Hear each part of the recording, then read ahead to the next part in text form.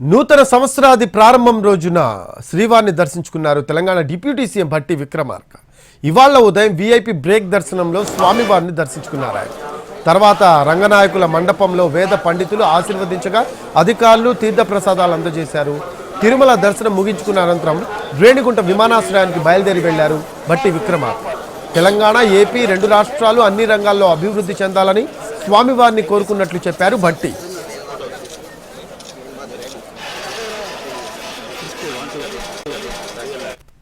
దర్శించుకొని ప్రపంచవ్యాప్తంగా ఉన్నటువంటి తెలుగు వాళ్ళందరికీ కూడా మంచి జరగాలని నూతన సంవత్సర శుభాకాంక్షలు తెలియజేస్తూ ఉన్నాం. తెలంగాణ రాష్ట్రం అట్లాగే ఆంధ్రప్రదేశ్ కూడా మంచి ఆర్థిక పరిస్థితులతో పాటు సామాజిక రాజకీయ అంశాలతో పాటు ఈ రెండు రాష్ట్రాలు కూడా బాగా అభివృద్ధి చెందాలని, తద్వారా ప్రపంచంలోనే ఒక ప్రముఖమైనటువంటి స్థానాలుగా ఈ తెలుగు రాష్ట్రాలు ఎదగాలని చెప్పి దానికి స్వామివారి ఆశీస్సులు మెండుగా కావాలని వారిని కోరుతూ దర్శనం చేసుకోవటం.